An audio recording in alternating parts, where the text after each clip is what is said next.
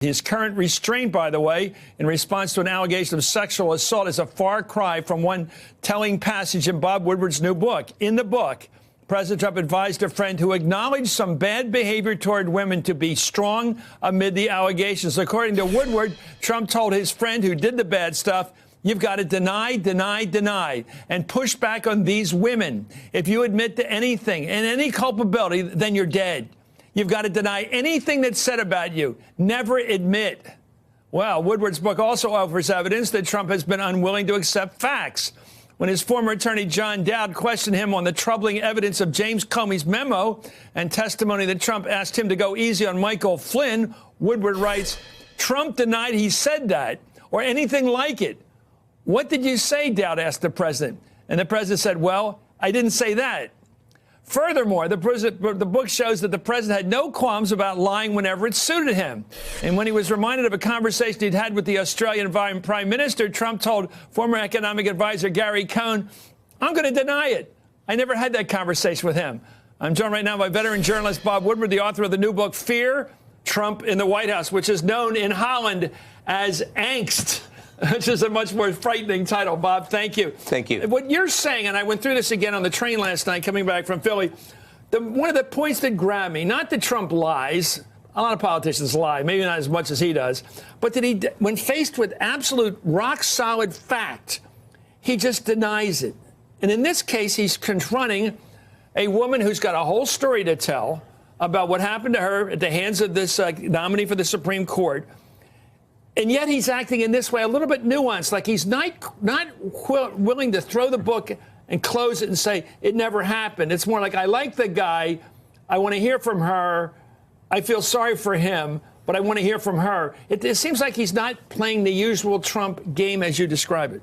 Yes, I think that's right, because I'm sure, I haven't done reporting on this, but when you spend a couple of years looking at President Trump, you realize there's certain moves, and when he gets in a corner, he will take the political temperature, and the political temperature on these sort of alleged sexual assaults is very one-sided. He knows that, and so it's stacked against him unless there's more evidence. And, you know, you as a reporter, you look at this and you say, I want to see what the evidence is.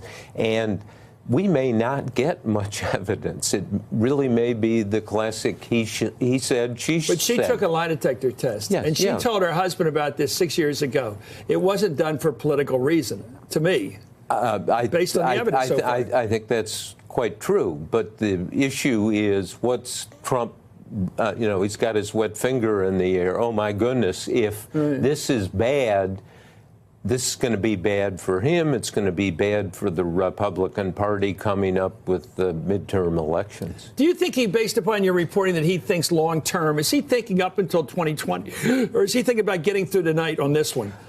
Well, sometimes he will think ahead, but most of the time he's not strategic. He just doesn't plan, and that's, of course, the problem. I say quite plainly, in putting all the evidence together, there's a nervous breakdown in the Trump White House. Things are not connected. There is not managing.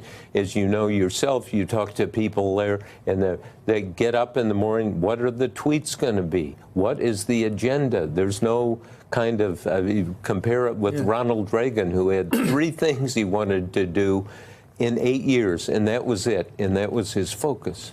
In your book, I believe you said he doesn't have a list. That's right. Which, in other words, he doesn't have a reason to be president. Probably, you know, we all have one in our head.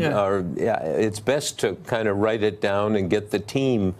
You know, you do this, you do that, but there's not a team here, and the examples in the book are very clear of people taking action. You're sort of the opposite of Donald Trump, because you once told me about your tradecraft, which is, before you start a project like this, to find out what's gettable.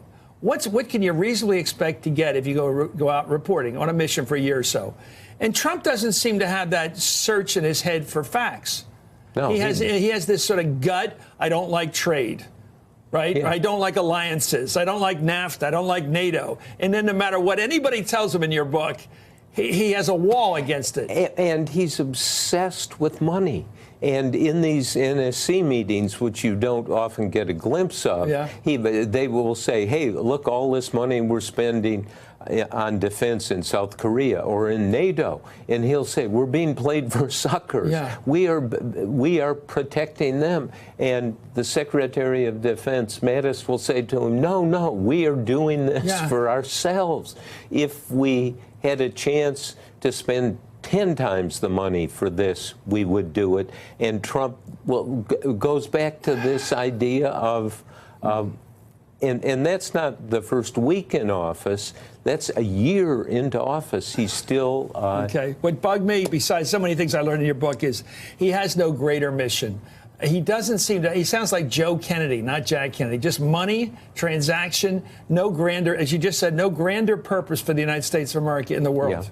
Yeah. And let's face it, such a shame, because presidents can, as we know, can do great things. They can say, this is the next stage of good for a majority of people in the country.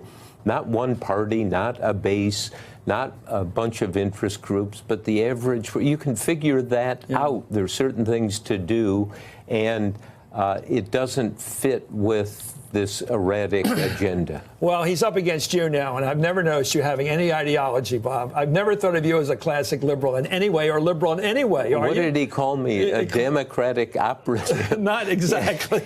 I've known you a long time, and I've never sensed that about you, Bob. You're the reporter. Hey there, I'm Chris Hayes from MSNBC. Thanks for watching MSNBC on YouTube. If you want to keep up to date with the videos we're putting out, you can click subscribe just below me, or click over on this list to see lots of other great videos.